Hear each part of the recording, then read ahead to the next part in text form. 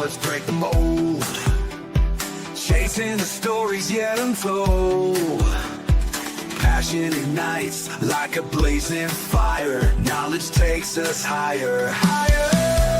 Out of the box where the wild ones play, we see the game in a whole new way. Living loud, hearts in motion. Sports with soul, pure devotion. The field's alive with endless dreams. We're more than stats, we're the in-between. A slam dunk thought. Hey, what's up, everybody? Welcome to another Super Bowl edition of the Sully Squad. What a difference a year makes, guys. This time last year, we were getting ready to watch the Eagles kick the shit out of the Chiefs, and now we got Seattle and New England, and I got Sports Talk on this morning, and everybody's worried if Vic Fangio's going to retire. Yep. I mean, my God, things move fast in the National Football League, so we're going to get a lot of Super Bowl talk. We got Sixers trade deadline coming up in a few days. Is Daryl Morey going to make a big move? Greek Freak, not really rumors, but a couple, speculations about the Greek Freak getting traded. So I'm going to ask you guys that question. Paul George's dumbass getting suspended. I mean, dude, I'm sorry. It's hard for me to have too much sympathy because they tell these dudes what they can and can't put into their body. So, that's his responsibility. He did the same thing Chooch did. He was on Adderall. Yeah, but I mean, you can get that approved. You can get that approved by the league. So why not get it approved if that's what you need? Yep. Or you were just fucking looking for an edge, or you felt like your game took a little bit of a hit. You're getting a little older. You need a little edge. Do you think there was any thought in the back of his mind? How can I not show that I'm hurt and get out and get clean and not piss off the fans? Oh, I know, Adderall. They'll understand that. Yeah. The funny thing is Paul George hit like 9 threes, I think, like Wednesday or Thursday night, and the commissioner was like, yo, we're drug testing this dude right away. You know what I'm saying? Yeah. You're hitting 9 threes for the first time in your career at this age? The fuck is up? Yeah. Yeah, he be taking them. He's taking them special vitamins. You know what I'm saying? Mm-hmm. So, but anyway, so we got that. The Flyers, man, I'll tell you, like this is like the second or third year in a row. I have a couple buddies texting me like, oh, the Flyers are playing pretty decent, and then boom, they go right into the shitter. Yep. I mean, I was actually thinking about trying to get tickets and go down there Saturday, but even the upper levels, like, what's amazing, guys? Like, even the upper levels were still going for like $80 to $90 a piece for a team that sucks. Like, I couldn't get over it. I was like, what the fuck, man? I was like, you would have thought, the way they're playing, you would have thought you could have stole them tickets practically, but no. So that was out. And then no news on the Phillies. And then, of course, I want to get a little Super Bowl preview. So I got my usual cast here. I got Jeff in the middle, who I can see. He looks like he's got what's that behind you, Jeff? Is that Dave Dombrowski? That's about what he's done. Yeah, what's funny? Look, the background. I was going to say the background looks like we were talking about AI taking over behind the scenes. Mm-hmm. It looked like AI took over right there. It looked like Dombrowski got hit by a nuke. For the most part, he has. And the nuke, and then on the side of the nuke, it's got the Mets written on it. I was pretty pissed off. I saw that guy Suarez. I always butcher his first name, but Suarez, the third baseman, he had 49 homers last year. Now his average blew, but Cincinnati signed him to I think it was like, what was it, a one-year $50 million deal? Yeah. Yeah, I'm sorry. I don't understand why we couldn't have done something like that. No, because see, and that's where our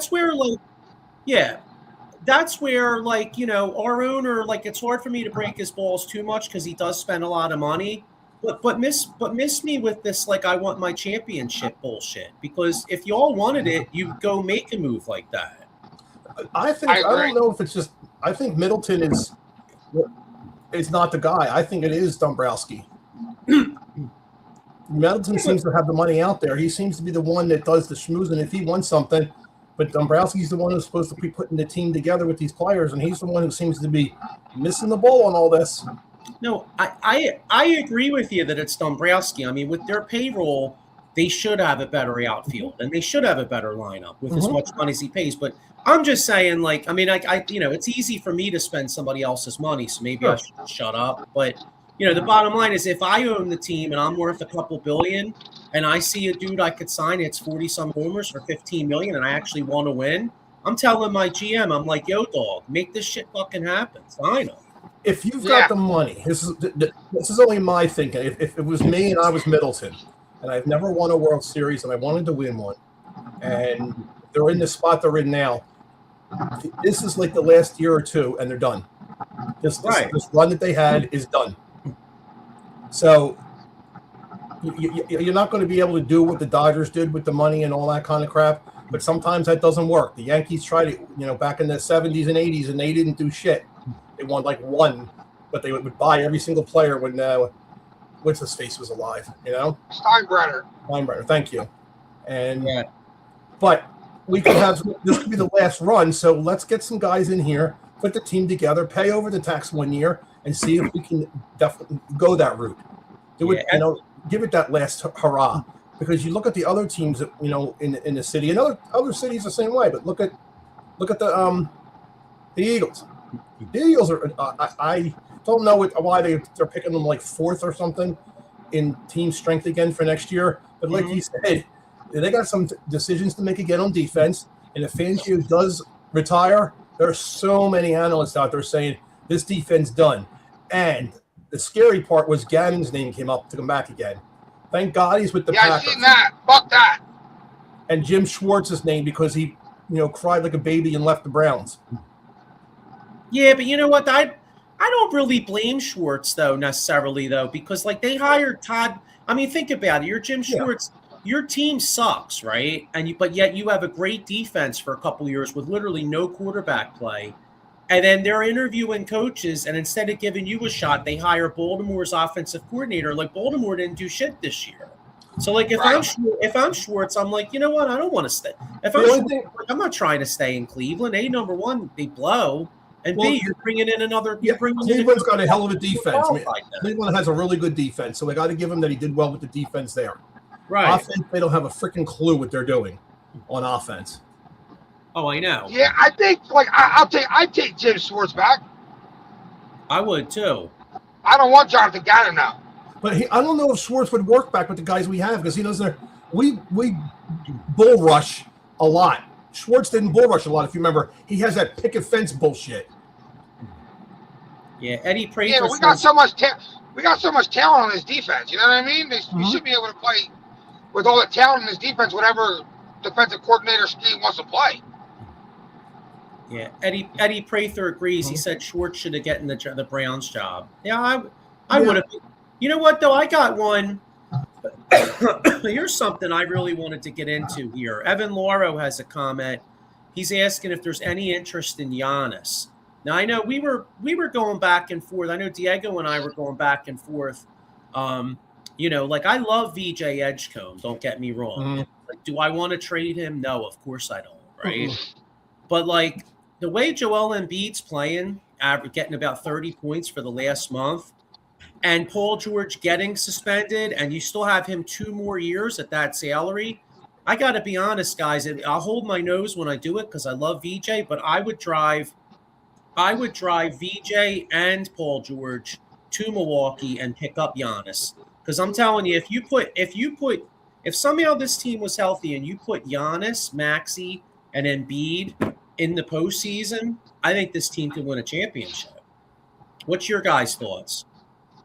I just think, look, we're one injury away from that trade going to shit. You know what I mean? Correct. Like, cool. All right, we got Embiid. Embiid's playing great. He does. He looks like probably one of the best Embiids we've seen. But Embiid's always just one trip away from not being there for the rest of the season. So if that happens, you're kind of back at square one because you're not winning a championship with just Giannis and Maxey. Right. Correct. I agree with that 100%. So, like, at that point, it's like, am I going to mortgage my future for a possible again? I can't mortgage that much into Joel Embiid after being let down by him so many times. Okay, but going, all right, let me just play devil's advocate. So, like I said, I love VJ, right? But the bottom line, all right, so just say, with the situation they're in now, are you ever going to be able to build a team that's good enough to play with Maxey and VJ? Like, my point is, if well, ready? Here we go. All right. Good. I think he just crashed. Are you there? No, he's not. All right. Well, when he gets back on, I'll listen. But here's my point, right? Like, you take a chance with these three, okay? Worst case scenario, Giannis. I think Giannis has at least three years of primetime basketball left. So even if Embiid's not healthy, you still have Maxey and Giannis. You know what I mean? So would you do that? Will you trade Embiid rather than VJ? Well, I love Embiid. If Milwaukee would trade me Giannis for Embiid, I'd do that in a second, just because for the health things. You know what I mean? Eddie Prather, he says Giannis has become injury prone last. Well, that's a concern too, because now all of a sudden, if you got Giannis getting hurt and Embiid getting hurt, but for me personally, I'm just going to go with this on me personally, and I don't think we're going to win a championship with Embiid or George. Maxey, if he can stay like he is for a couple more years, we need to clean some of these guys out and get something different in here. And then we might get deeper in the playoffs. I don't think we'll win it with this. I think we're close. I honestly think we're close with this. Like, Embiid staying healthy, we get to the playoffs, you shorten your bench. You know what I mean? Maxey and then players are pretty much playing every minute of the game. Here's my question to you. You're going to be in every game. Diego, I'm going to ask you a question directly. So I'm whatever. Who else is going to make the playoffs? Is Boston? Like, who's good enough to make the playoffs? Boston's probably going to make the playoffs. Cleveland, Orlando. Who's the 1 seed, Joe? Detroit? Detroit. All right, so if you're Detroit and you're playing the Sixers, what would you tell your player playing on Embiid? What would you tell him to do? I don't know. I mean, because honestly, when I look at that matchup with Detroit, I don't think anybody can stop Embiid on that team. But you get somebody there that's going to take a beating themselves or pound the hell out of him. It sounds horrible to say because you're supposed to have sportsmanship, but when it comes down to winning, you pound the shit out of him. I don't think that's unsportsman. That's basketball. I mean, Embiid's your best player. You know he gets tired. You wear on him. I just feel like with the players Embiid has around him, I feel like there's enough guys that can get hot during games to take pressure off Embiid. You know what I'm saying? Like, even take a guy like Kelly Oubre, for example. He can get hot. He can hit you 6-7 threes. Paul George, same thing. Grimes, same thing. I feel like this team is built. It's built to win with Embiid. See, listen, I'm with you. Like, as far as like, I don't want to trade VJ. Like, but I'm just all right. I'm looking at the Eastern Conference here. You got Detroit's 36-12. Detroit's got a nice team, but honestly, if we're putting Giannis, Maxey, and Embiid, we still would have Oubre playing a role. We'd have Watford. We'd have you still would have McCain and Grimes in the backcourt for this year. I'm stacking that Sixers team up against Detroit right now. Then you got. I would. With Giannis, I think we can beat him either way. All right. Then you got the Knicks. The Knicks are second, tied with Boston. They're both 31-18. You got Toronto 30-21. They're fourth. The Cavs are fifth. The Knicks are good, but I think when it comes to the playoffs, I don't think Mike Brown's that good. I don't feel like their coach is that good. Evan Loro says Giannis is better playoffs wise than Embiid, though. I mean, he's been throughout his career mostly. Although Eddie Prather brought up the good point of Giannis getting hurt. I mean, Giannis has gotten hurt the last few playoffs, and Milwaukee's lost in the first round. But like I said, I don't know. I don't know. See, the Sixers are in such a tough spot because you could also make the argument that with Embiid playing as good as he is, and with the contract and the injury history, you could like they were talking on 97.5 today on the afternoon show. Like, you know, some people could argue and say, well, is now the time to get rid of Embiid and get out of the contract? Yeah. You're kind of damned if you do and damned if you don't with either moving them or not moving them and getting Giannis in here and vice versa. You don't do it, then you're going to have everybody saying, should have done it. And if you do it and it turns out horrible, then you're going to say, you should never have done that. You see what you did? You really can't win. We have, you know, it's Philadelphia, unfortunately. We're lucky to be in this situation. You've got cities, you know, that don't do shit. Like, look at the Twins and places like that. Teams that are never going to do anything. You know, I think about teams like that, like, you're sitting home thinking, are they ever going to pick up any players? We are lucky enough with our teams to be able to pick up players. I don't know. Like I said, man, I think I would, as much as I like VJ Edgecombe, and I think he can be a star, but like, I just, the time, see, you know what the problem is? The timelines like don't totally add up because you got Paul George who's older. And you got Embiid who could get hurt at any time. You know what I mean? And then you got Maxey who's young and in his prime, and you got VJ who's a rookie. But you know, like you're going to be in cap hell. Like you're not going to be able to put anybody else around VJ and Maxey. So that's why this trade. That's why like this is such an interesting topic because you know it in my eyes like. You know, like I'm thinking, you know what? Like I'd almost be willing to take the gamble to get Giannis, get out because you're stuck with George for 2 more years. Well, if you got Giannis, you get rid of George's contract. Yeah, it hurts. It kills to get rid of VJ Edgecombe. I totally hear you, but in my eyes, like I take a 2 to 3 year run of trying to nurse Embiid through the playoffs and trying to go Maxey and Giannis. If it doesn't work. Well, then in a couple years' time, Giannis probably still has some value. Maxey has value. I move on from both of them, and I just rebuild with a shit ton of draft picks. It's I don't know. Yeah. You could go about it either way. I see a lot of star. I see a star in VJ Edgecombe. You know what I mean? And I see a star in Maxey. Yep. So like. You take your chances over the next 2 years, or you take your chances with them 2 guys over the next 8. Yeah. Yeah. The only problem is though, unless you get like a really, really good wing or like a really good stretch 4 or big man, like I could see VJ and Maxey being like the Portland Trailblazers with Dame and McCollum, and then you don't win shit. Yeah, you know but what I'm saying? mean, you're gonna back if they make some more moves to put a better team around them than you did around Dame and CJ. Yeah. I mean, you know, like when you look at them Portland teams, you're like, dude, that team is fucking trash. It was just Dame Lillard and McCollum every night versus everybody else. Yep. Now, VJ seems like a player that can, like, he doesn't need to score a lot to impact the game. To where, like, if CJ McCollum wasn't scoring, he was doing absolutely nothing else to help the team win. Besides being a liability on defense, all that.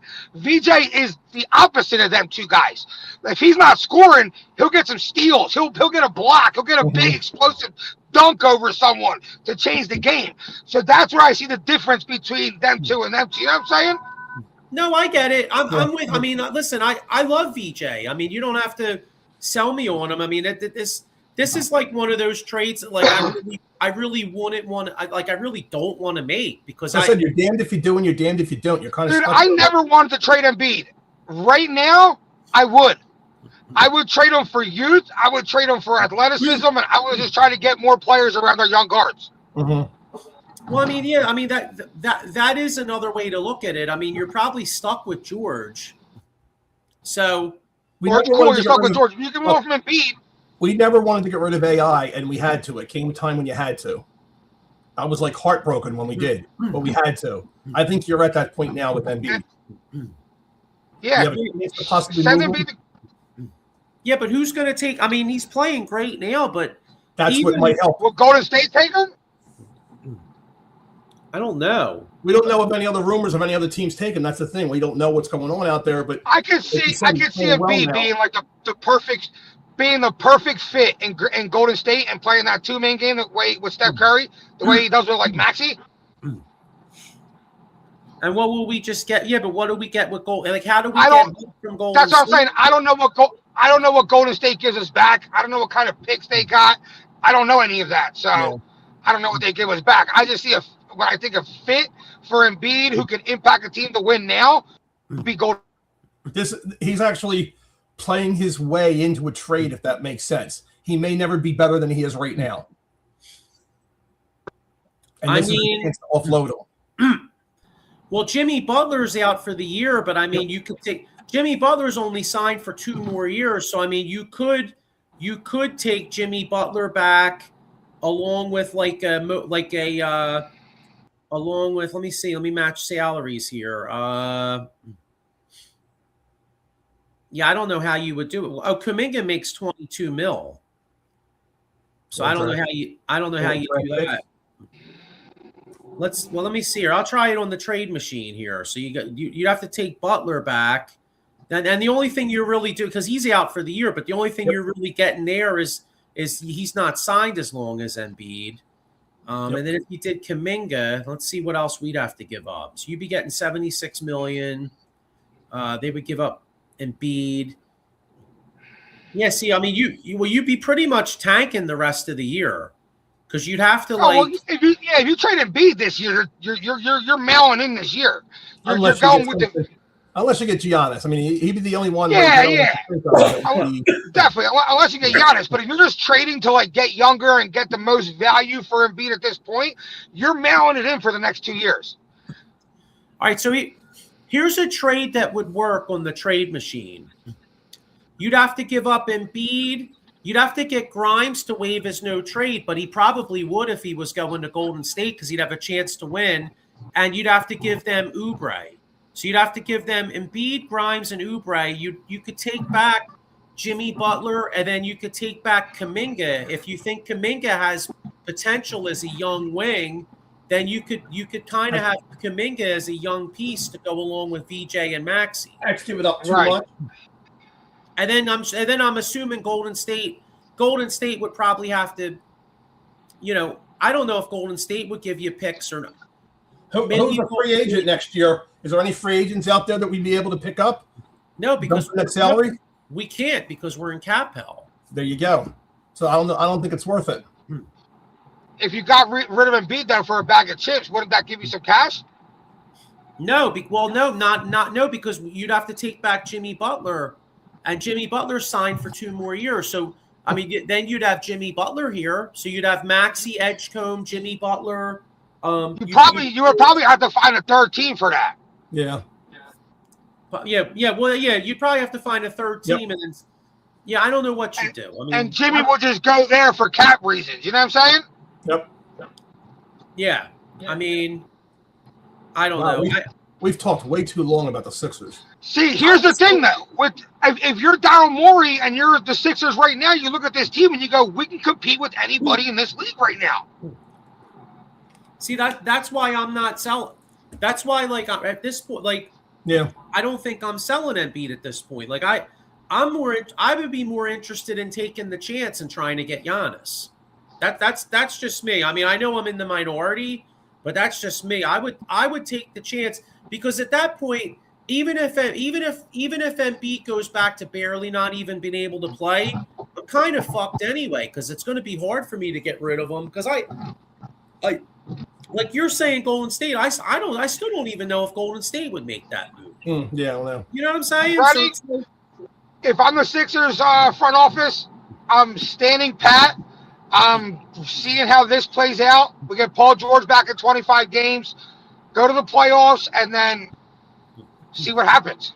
You know, a lot of risk in trading VJ because that could fuck us. A lot of risk in trading Embiid because you got to take so much back like a Jimmy Butler or something. But right now, you got a chance to win. Yeah. I'll tell you a move I wouldn't mind seeing Morey make. Forget about the big Giannis move. I wouldn't mind getting a guy like Precious Ochiuwa. I seen that, dude. I seen that too. I would love that move. Yeah, because you could stand Pat, maybe give up a couple second rounders or something for a guy like him, And then he could come in here and give us good minutes because he's good on the boards, and the Sixers' weakness is rebounding. Mm-hmm. Yeah, he's a veteran. I wouldn't mind that. And plus, he doesn't need the ball. You know, he doesn't. It's not like he needs to score. You know, Can you play him with Embiid? Yeah, he's a 4.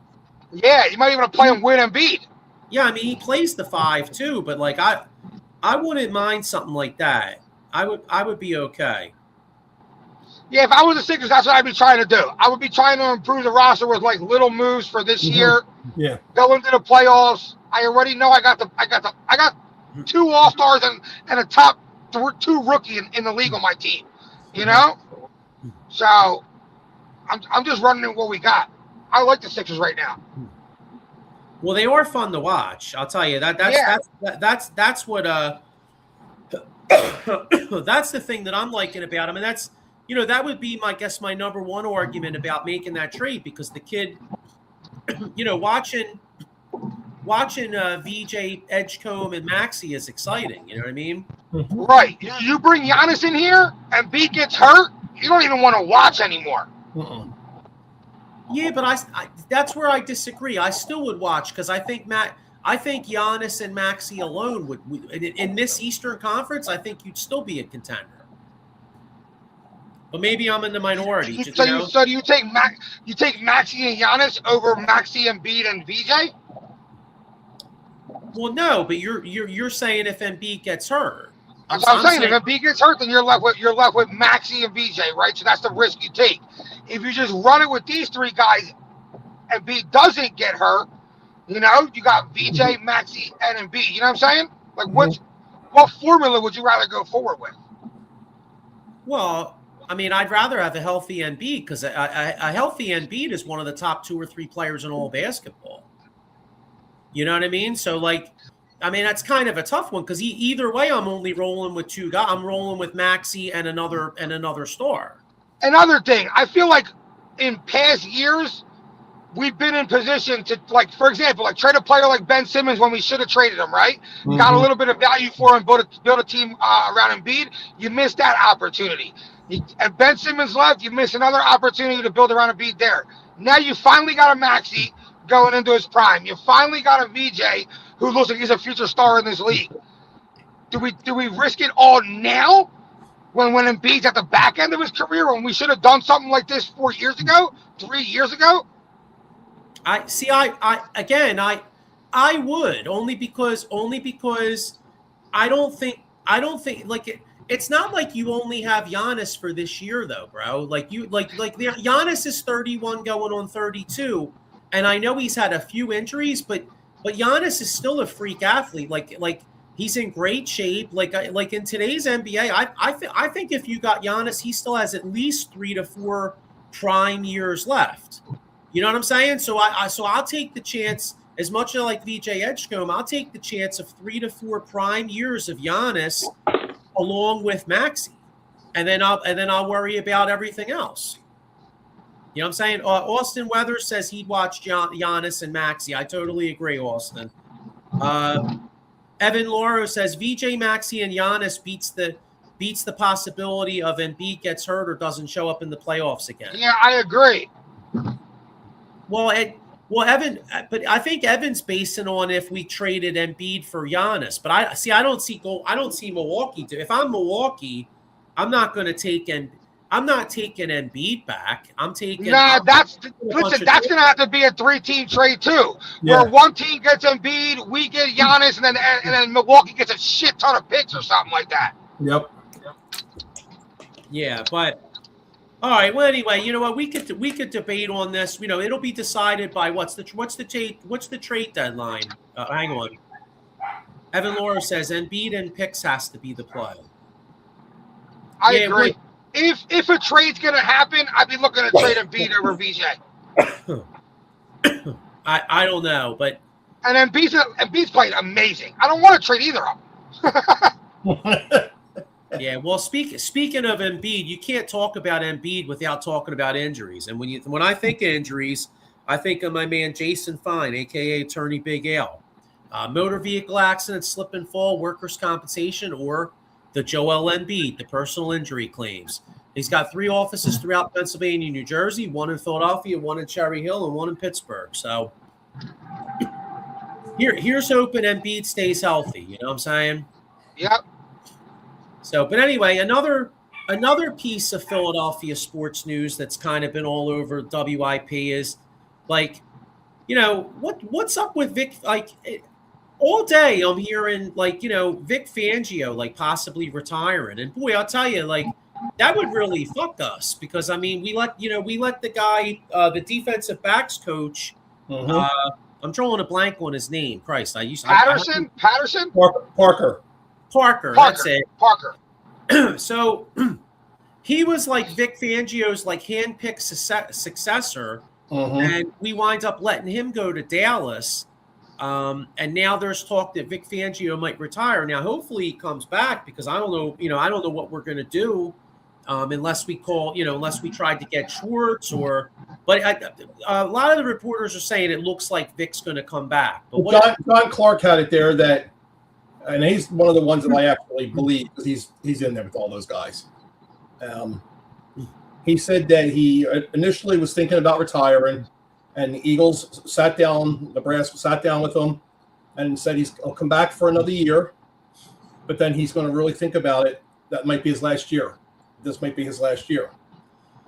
But that comes as a shock out of nowhere because, like you said, there were some guys out there. Parker, we would have kept Parker. He could have been whatever title you wanted to give him. Stay here. Don't go to Dallas, and you're going to take over the job next year. That came out after he left. So, like you said, in a way, Fangio screwed us. If it really was after Parker left, or whether they knew this at the end of the season. So don't know. So not to be a dick, right? Because I mean, obviously Fangio's an all-time great defensive coordinator, and we won the Super Bowl with him. So, like I don't want to sound like an ingrate here, but like not for nothing, but like if like as great as Vic Fangio is, like if you're thinking he's got like a foot and a half out the door anyway, like would the Eagles have been dicks for like being like, you know what, Vic? You know what? How about if we just go to Parker now? Yeah, could have did what he did a couple of years ago. Remember he was who was it that we had? Well,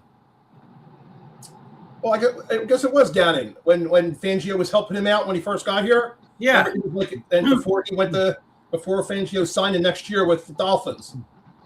So he could go into like a consoling role and kind of work with Charlie again. Not be he could be the one up there with him, sitting up there, but grooming Parker to be the man. I mean, if that was said at the end of the season, right? Yeah. Eddie Prather says Fangio's not a young. I mean, listen, sure. Fangio's 67 years old. Sure. He won us a Super Bowl. I mean, honestly. I got nothing but love for the guy. I mean, Johnson passed away on us. I mean, you got other people that they're old. They were a lot older and they had enough.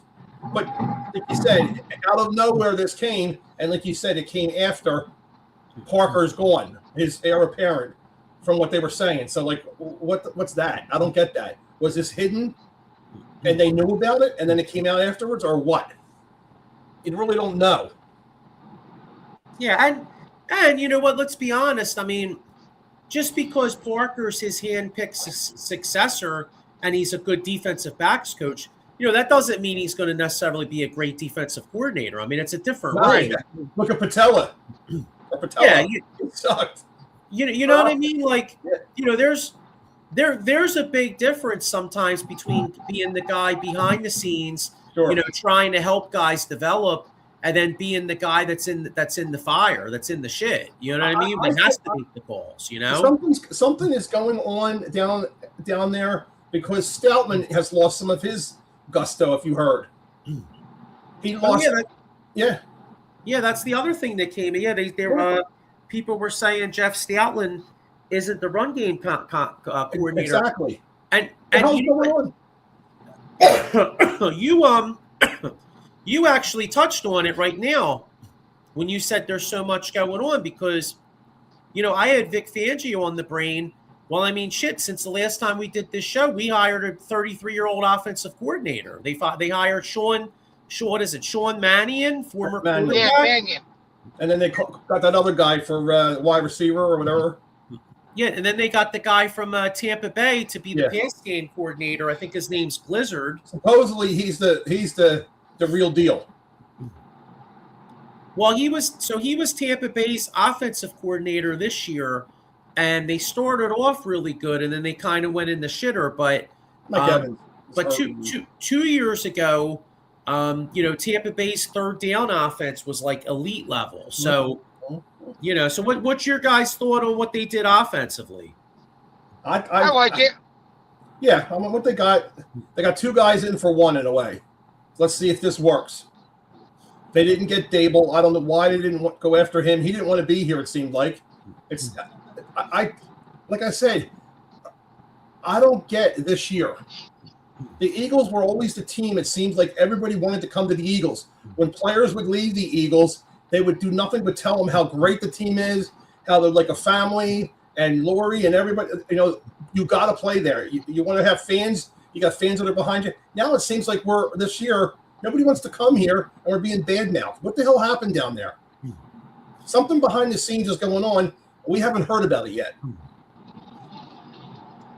Yeah, I mean, I don't know. It's hard. Like, do you think that's the? I mean, like, I can understand why I can understand why some offensive coordinators don't want to come here, though, just for the simple fact that, like, Players too, though. It's a lot of pressure. You got AJ and all his bullshit. You got other players too that don't want to come here. You got Max Crosby, who originally, I want to play for the Eagles. I want to play for the Eagles. Now he's thinking, oh, well, maybe I'll go to this team instead. He wanted to come here bad. He was basically saying, please, please, please bring me in. Now all of a sudden he's kind of backing off a little bit. There's something going on. I can't put my finger on it. I'd love to hear like what's going on, but something just doesn't seem right. Where there's smoke, there's fire, and you don't hear this negative talk. Oh, you haven't heard this kind of negative talk, I'm thinking, since Rich Kotite. You know what I mean? It just seems like something weird is going on down there. Is it Sirianni? Is he holding the strings and doing all this shit? Is he taking over? He wants to do this, and this, or he's walking. I mean, he does have one of the best records in football as a head coach. Do you just say, well, so what? Bye? Kind of like a Mike Tomlin. Well, he did great for us, but he did win us a Super Bowl. What do you do? There's just, I don't know. To me, there's just something there. I'm usually good at sniffing something out, and there's just something not right. Yeah, but I'm not going to. I mean, free agency hasn't even started. Like, I'm not going to worry about the like if March comes and they don't get players here, then I'll start worrying about players. But I don't know. I feel like the Eagles have always been able to get free agents. Like Howie's always been able to get guys. Like, you know what I mean? So until that actually happens, I'm not going to worry about that. That part of it. Now the coaches, I'm putting it all together. I'm just putting it all in a pot. You just don't usually hear all this in one shot for any of our teams. Think about it. There's a lot going on at one time for a team. Here, I feel like when a team comes off a Super Bowl year and then has a year like they had today or this year offensively, we're going to question it. You know what I mean? We're going to have a lot of questions. Mm-hmm. What I do know is we still are going to have a lot of the same players that we had. We still have our quarterback. We still got our running back. We still got both our receivers. We'll see what happens with Dallas Goedert. Talent-wise, we are an offensive coordinator, maybe an offensive lineman away from being right back where we were. Offensive line, though, I mean, one thing we got to get rid of is our center. He sucks. Juergens was the last center in the league, and I don't see him getting any better. I know he was working off a bad back. I don't foresee him getting any better. I just think the Eagles they're not far away from being right back where they were. We have a lot of questions, but I think like all the locker room stuff, that can all be, if there was locker room problems last year, yeah, I don't know if that's gonna spill over into this year. You got a new offensive coordinator, you're gonna get some new players in here, and then maybe that changes everything. Maybe AJ wants maybe the offense will be more in his favor where he's happy and he knows he's going to get the rock 10 times a game. And he knows he's going to get 1,300 yards in the season and 13 touchdowns. This guy's telling me he's feeding me the ball 11 times a game, no matter what. Like, there's ways to get your players back excited to playing for you. That's it. It's just, I know it's tough to go back to the Super Bowl. You know, it's really tough for teams to do. And we just didn't look like we were having fun this year. And there was just too much shit going on behind the scenes that we were hearing. Every week there was something else, somebody bitching about something, and this not happening. And you can see, you can hear what's his face lying through his teeth, Sirianni lying through his teeth. You know, I'm so tired of head coaches saying, I got to do a better job. It was old Andy Reid shit. I got to do a better job. Yeah, we know. You know, the head coach, most coaches are the ones that always take the hit anyway. And I agree with Eddie right here that I think some of the coaches were, and they had some stories they were saying, some of the coaches that didn't want to even interview for the job were afraid that something might happen to their family. They're afraid of Philadelphia. Yeah, it's not. I think though, like, I mean, I don't think the whole team was not having fun. Like the offense was the problem. Like when you watch the game, it seemed like the defense was out there pulling. You know what I mean? It looked like the offense wasn't having fun. Yeah, the offense was not having fun. The defense was having fun. And it all started with Jalen Hurts. Like, Jalen Hurts, when he doesn't really show any emotion. So he always looks like he's not having fun. Mm-hmm.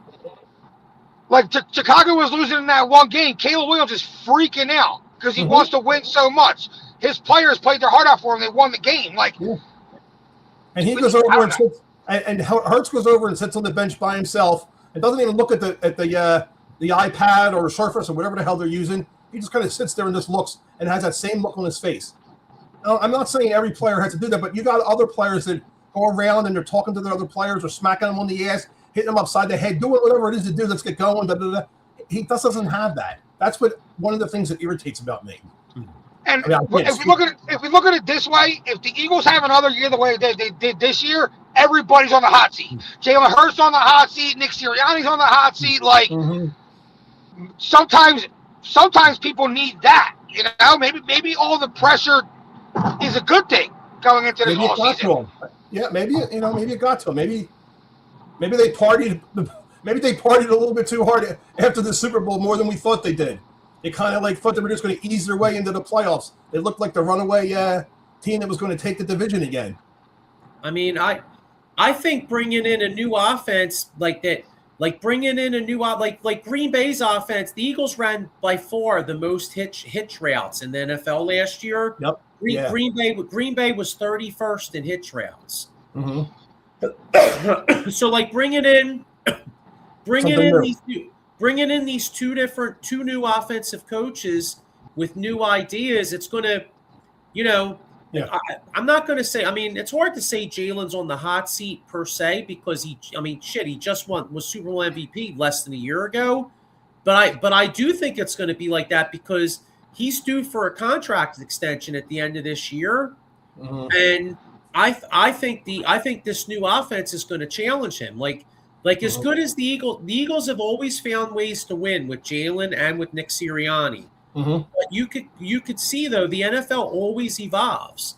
So like, you know, Jeff Lurie and Howie Roseman and the Eagles management, like you can't just sit on your laurels and keep running the same offense year after year. Like you got to make changes. And we were very predictable this year. Right. Now, if and I mean, with fucking Howie Roseman gave that big contract to Carson Wentz and then followed that with fucking drafted Jalen Hurts, you know what I mean?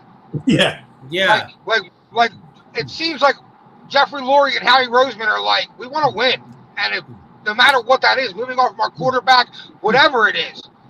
So I do think Jalen's a little bit on the hot seat. And I was his number one supporter this year.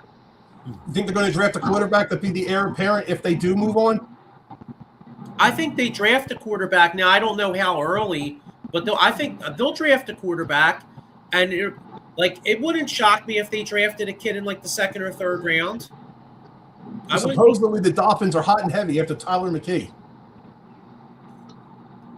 Well, I mean, if the Eagles could get a second round pick from McKee, yeah, you know, I mean, if you could get a two, I would take maybe even a third. Yeah, that's what I was about to say. If you could get a 2 or a 3 from McKee, and then maybe you draft it, maybe you draft a young guy. Mhm. I'll tell you a guy. I watched a little bit of the Senior Bowl, and I was like seeing some of the one guy that's like really made a good showing for himself in the Senior Bowl week is the kid Nussmeier from LSU. Now his dad worked for Kellen Moore, and he was here with the Eagles last year. But Nussmeier is a pocket passer, but I think he could be like, he's a quarterback that could go like second, third, maybe even early fourth round. But I could see the Eagles taking a shot on a young kid like him, bringing him into the system, and like, this kid Mannion's like, the one thing about this Mannion, he's never called plays, but he did wonders this year with Malik Willis. Like when you saw Malik Willis play in Green Bay, he looked so much better. That's what they were saying, yeah, than previous. So, it would not shock me if the Eagles took a young quarterback. I mean, but then again, trading McKee. I mean, see the thing, if you trade McKee, you probably got to get a really good offer because, based on what I'm saying, if this kid works with quarterbacks, the Eagles may want to keep McKee and let him work behind the scenes. I don't see McKee as being any great, something special here. I don't know. I agree, Jeff. When people talk about McKee, I just think he's a good quarterback. He's a solid quarterback.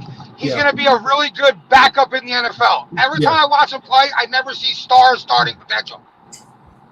Yeah, I agree. I think he'll be, like you said, he'll be around for a while as a really good backup. And who knows, a team that he's on, the quarterback gets hurt for the rest of the season, he takes over.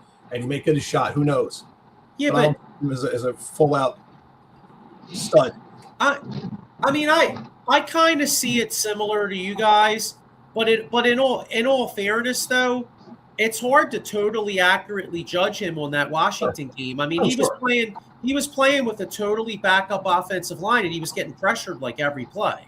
I'm not even putting all my stock in just in that game. Like even the games he looks really good, I'm like, he looks really good, but like. There's no pressure here. There's no like situational football where McKee has to make hard reads or hard decisions. It was like the end of the year games. Yeah, no, that's true. You're right. You don't know what he has. Now put Tanner McKee out there against guys chasing after him like T.J. Watt, Miles Garrett, Michael Parsons. Like I don't see him being that same quarterback. He's not super athletic. No, he's not a fast runner at all. He's slow. Yeah, he's not fast. He don't move. He don't move well. When you see him moving his feet, his footwork ain't crazy. Like nothing stands out about him. I just think he's solid. He's a smart player. Can probably read a defense well. His arm's not the worst, but like everyone that's like, give Tanner McKee his shot. I don't think he's that dude. He's like a Case Keenum. Yeah, Case Keenum, Gardner Minshew type. Yep. I think he's a little bit more talented than Case. We don't know though because we really haven't seen him do it. Like he's like Diego said, I kind of understand what he's saying there. I just don't see it, but we haven't seen it, so we don't know. He could be. Right. I mean, I could be completely wrong. Going to different teams too. Players going to different teams. I mean, suppose we had I don't know, in his prime we had Mahomes on here. How would he do? Even if, as much as I can't stand him because he's a Cowboy, suppose we had, what's his face here? Prescott. How would our offense be with Prescott? Don't know. That's true. We don't know. And look at Darnold's always gotten that, he can't do it. Now he's in the Super Bowl. I know, sometimes a quarterback gets just one chance. This is his chance. Cousins. I always liked Cousins. I thought, when I asked my son, I told him when that draft went and they picked up RG3 and Cousins, I said Cousins is going to be the better of the two. And it just happened to be with an accident, with RG3 never coming back. Cousins had a hell of a good career, but he just was not good in the playoffs. Whether it be choking or whether it just be, whatever. Shitty luck. Just never panned out for him. Turnover machine. But he's been around a long time, got a lot of money. He could play well enough to get a team, 14-3? Yeah. I'm looking. I was just looking here. Garrett Nussmeier's draft projections, 3rd, 4th round. So he could be in play. Yeah. Somebody, yep. So all right, well, But one thing the Eagles are doing, and I don't know how much this is going to hurt. They said but they're looking at possibly Simmons. They're going to put the tag on him.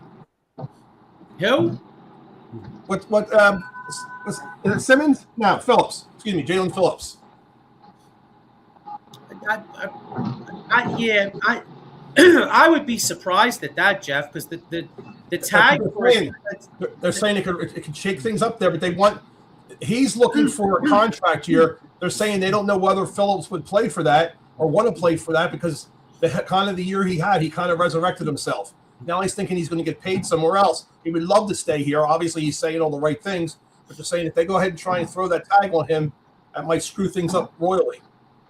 I would be shocked if they threw the Eagles only threw the franchise tag, I think, on like one player in the last like 20 years. Like I don't look for the article if you can. Yeah, if on Facebook, it's all over Facebook. That's what they're saying. That's pretty much what they're saying. To know that could really put a bad wrinkle. This guy's looking for his money, not franchised. I'm not doubting you, but I'm just saying I would just be shocked though because I mean Jalen Phillips was he's a nice player, but like a few franchise tag for an edge rusher is like really expensive. Like I don't see the Eagles do. I mean, I'd be shocked. But we'll see. I mean, that's why I said I looked at that too. And I'm like, it doesn't sound right to me, but that's what they're reporting. I'm like, because the other problem, if you throw a franchise tag on a guy like that, then it hinders a lot of the salary cap moves you can make. Well, Jalen Carter, there was an article, and I didn't get to read the whole thing. An article today about the money he's getting. I think did they extend him, or if they were supposed to extend him?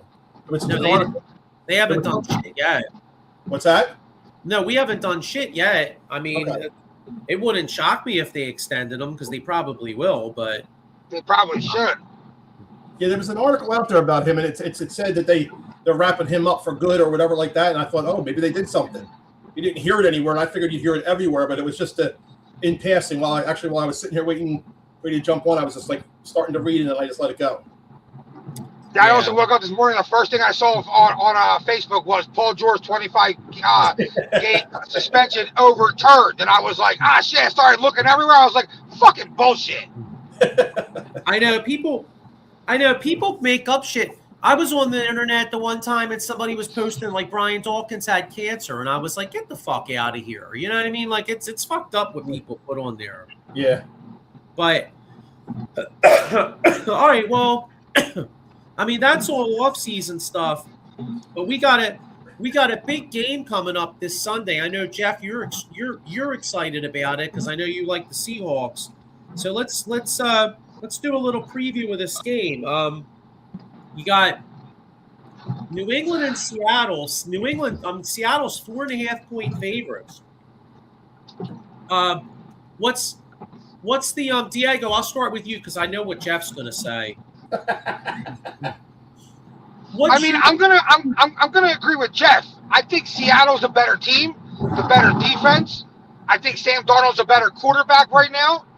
I think Kenneth Walker's the better running back. I think JSN's the best wide receiver out of both teams. I just think Seattle's just better. So you guys, my score is a flip score. 31-13. Yeah, I think it's lower scoring. I think it's like 21-13.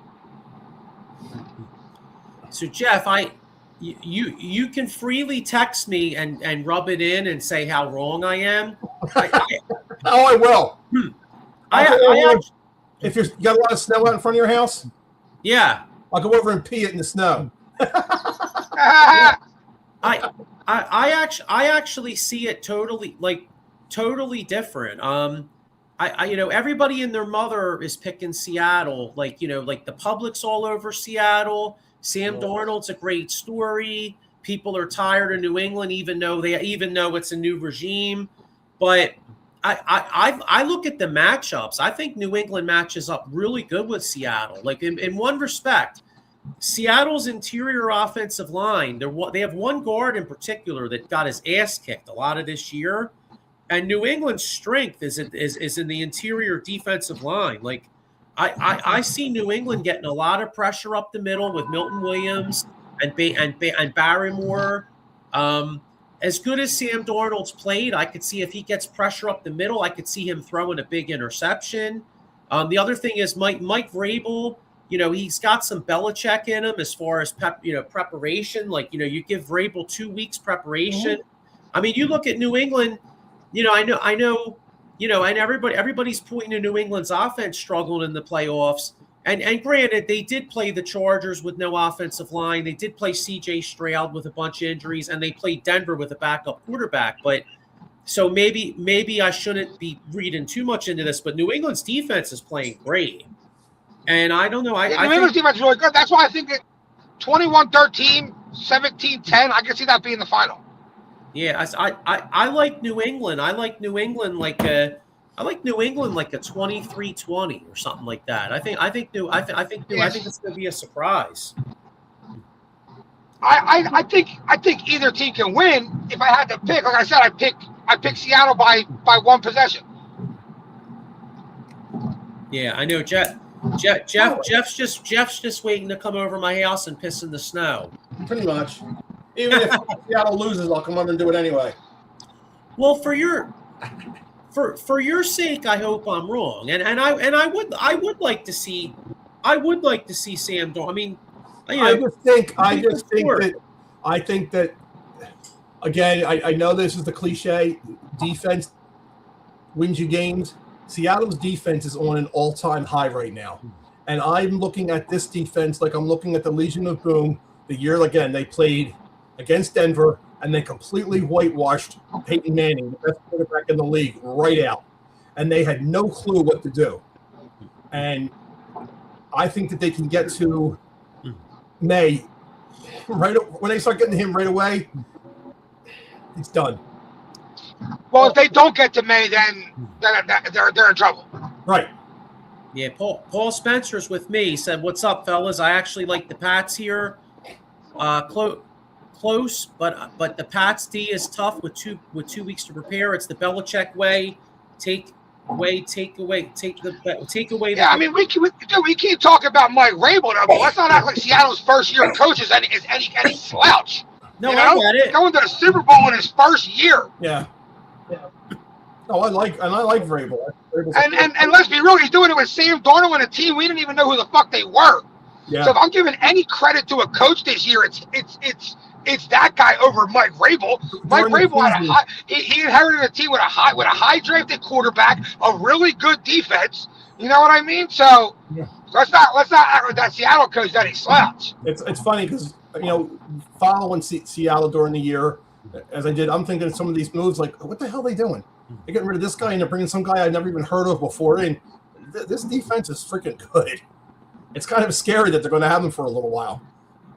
Young guys, and they're quick, and they're kind of like ours. They're young, quick, and hungry.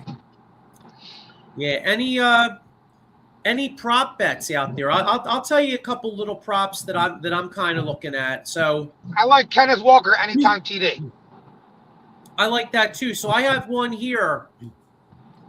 I like Hunter Henry over 50 yards receiving. I like that. I got Diggs over 40 yards receiving. Diggs scares me, Yeah, A.J. Bourne, the tight end, I have over 30 yards receiving. Yeah, and then I have Kenneth Walker, 15-plus rushing attempts, Rondé Stevenson, 15-plus rushing attempts, and Rondé Stevenson, 50-plus rushing yards. I think JSN has over six catches. Yeah, definitely. Yeah, but because I like the prop bets for the Super Bowl. You know what I'm saying? I always like to do. Eddie Prather likes the Pats too. They've been tested more in the playoffs than Seattle. I disagree. You just went through the list, Joe. They had a pretty easy route to the Super Bowl. Well, I was going to say, like Drake May had 86 passing yards in one game and won. Yeah. Well, I was going to say, I mean, Seattle's first game playing a depleted San Francisco. I mean, I'll give you that, but they had to beat the Rams. I mean, you can make the argument that Seattle and the Rams, or you can make the argument that was the Super Bowl. Some people, yeah, you know what I mean. They might have been. I mean, I know I'm predicting New England, so maybe I'm not making that argument per se. But a lot of people would say, all year long, Seattle and the Rams could possibly be the two best teams. Every dog has their day, and we all are armchair quarterbacks, and we all just go with our gut. Yeah, I mean, Eddie dude, Draper says Seattle played against the mash units and a lousy defense like the Rams. I mean, I don't think the Rams defense is necessarily lousy. I mean, they struggled towards the end of the year. I'll give you that, but I don't know if I would say they're lousy. You know what I mean? And I mean, the bottom line is, yes, like Eddie's correct. Like Denver's defense, Houston's defense, and the Chargers defense are all better than the Rams defense. But all those three teams had inept offenses. That yeah, and New England didn't win because New England didn't win because of standout offensive performances from Drake May. No, I mean, in fact, one of the arguments you can make for Seattle is Drake May's been sacked 15 times in the playoffs. And that could be that's a major concern because if New England's driving the ball, how Super Bowls are. One big sack changes the whole game. It changes the whole drive.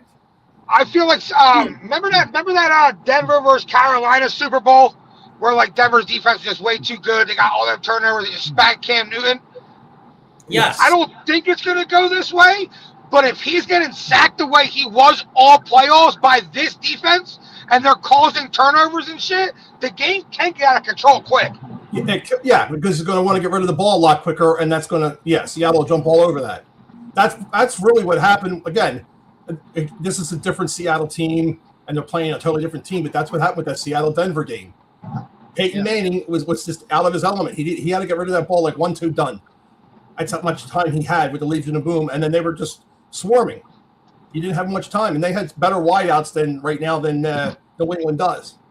Well, look at our Super Bowl last year. Mm-hmm. I mean, or turnovers and pressure changed that Super Bowl. 100%. Yeah, that game got blown up quick. Yep, it did. Right. I mean, we were up Mahomes. We kicked Mahomes' ass. I mean, the bottom line is, if our defense wasn't getting through to Mahomes like that would have been a totally different game. 100%. Yep. That's kind of the way I see this game going. That way, they can dominate. If I'm New England, I'm like, we have to protect Drake May.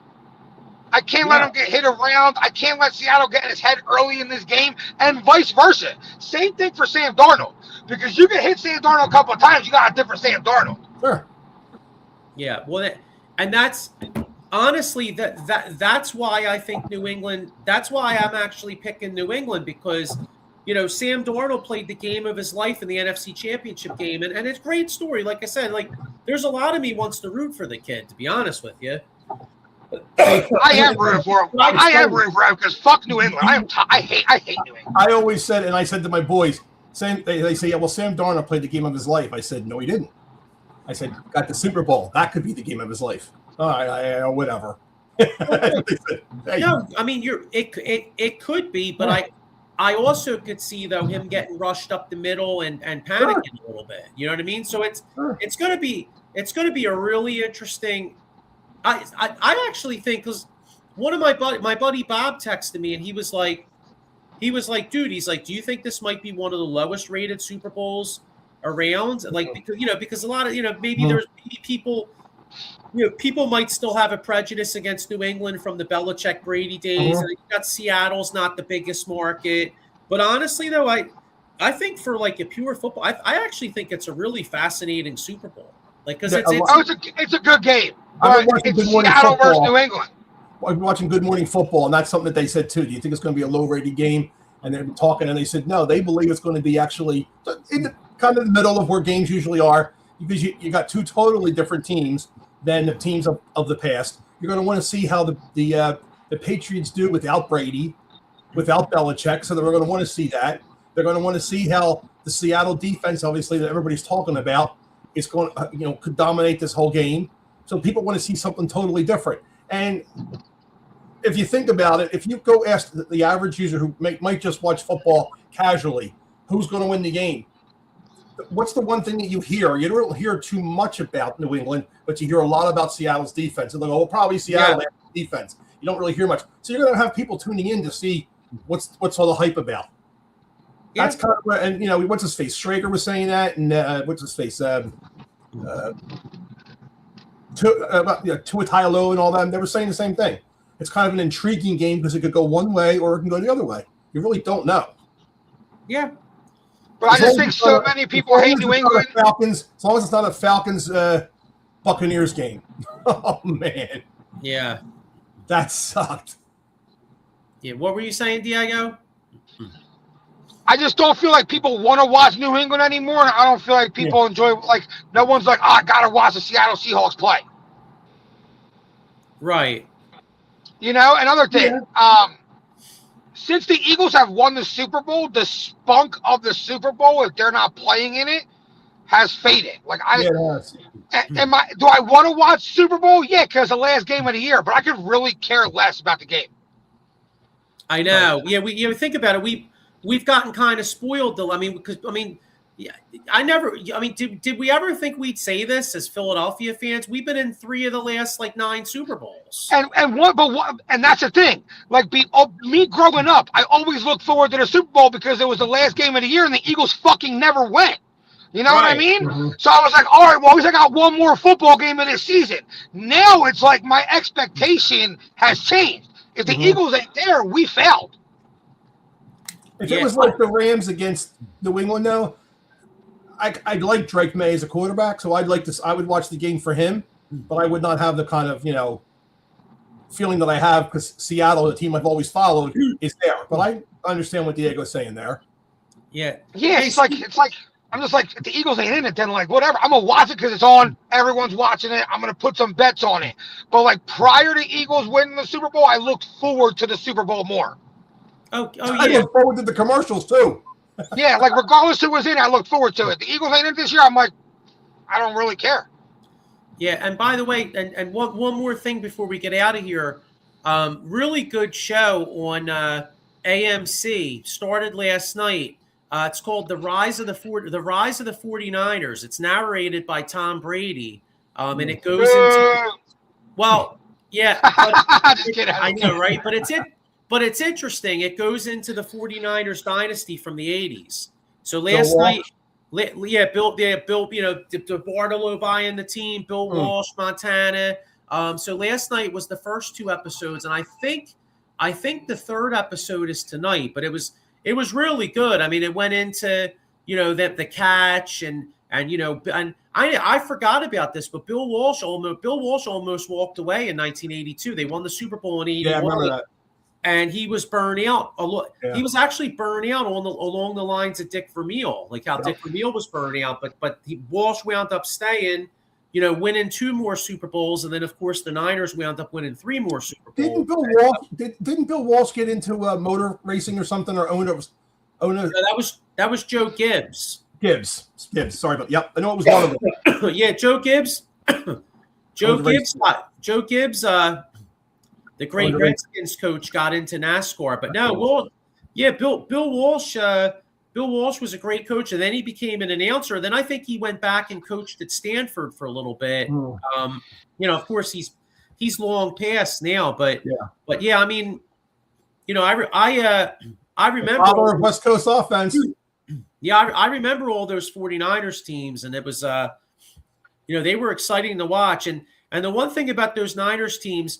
Of course, the offense was great, but the defense never got the credit they deserved. I mean, they always had a good defense, like Ronnie Lott, and they had Charles Haley for a few of those years, and Keena Turner, linebacker. I mean, they were some great teams. So yeah, that comes on. That was on last night, and it comes on tonight. But it's really really interesting. So I got one that I'm going to throw out there. I know it's coming out soon on 30 for 30. It's going to be the Eagles one. That's awesome. The Philly special. And then I also wanted to throw this out, and I can't believe that they actually said, I guess I can because it came from an idiot. So Le'Veon Bell came out and said, I completely agree at what OBJ said. As a football player, you just can't, when you retire, you can't live on $100 million in the bank. Huh. What the bleep is he thinking? Come on. Well, it's because their lifestyle has become so expensive. I've read that and I was like, you've got to be kidding me. I feel not one iota of any empathy for them. Yeah, I mean, to blow $100 million, I mean, that's that's got to be tough to do. I would like to have that problem. Put it that way. That just irked me to all ends of the world. I'm like, you've got to be kidding me. Yeah, but like imagine if you had like I know the money sounds like a lot, but imagine if you had $100 million house, a $5 million car, a $10 million boat, fucking like they're really just living the same life we are at a higher scale, but their money still comes out of their accounts the same. And I agree with you 100%, and that's their fault because one of the big things I know it is, Matt but Ryan. You're not going to buy a house in Northeast Philly because if not, you're going to get fucking destroyed by the IRS. You got to spend your money. Yeah, well, I know Matt Ryan.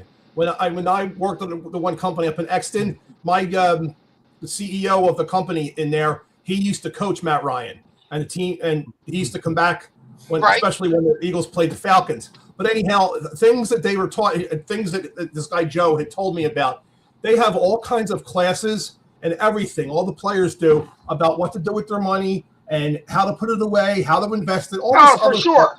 Yeah. They go out and they buy all this other bullshit. They're given the chance to make a good life of it. And look at some of the people who did for a while there. Who was it? Peterson never spent $1 of his contract. There's like some players out there that never spent anything. Now they're broke. Players that are broke. And what's his face? Who was the one that shot himself in Pittsburgh? He was broken and homeless. Is that Plexico Burris? No, Lambert, wasn't it? Plexico Burris. I forget. I know. Mike Burris shot himself. Well, Mike Webster had CTE. Yeah. Well, maybe it was Webster. He the one he had a pickup truck, and it was under a bridge near the stadium over at Three Rivers or whatever, and he shot himself. I guess maybe that was from CTE. He killed himself. Yeah. He was in the movie, the Will Smith movie. Yeah. Yeah. Okay. Yeah. Yes. Like they showed Mike Webster kill himself. Yes. Yep. That's it. All right, guys. Well, look, hey, good Jeff. Good luck to your Seahawks. Good luck to everybody on their bets. Prop bets, whatever. Hope everybody kills it. Squares. Go Sixers. Go Flyers, and maybe Dombrowski will do something. We'll see you all next week. Have a good one. All right, guys. Have a good one. Good.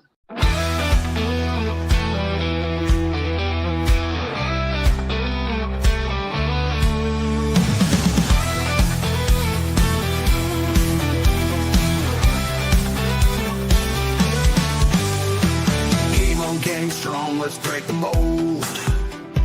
Chasing the stories yet untold. Passion ignites like a blazing fire. Knowledge takes us higher, higher.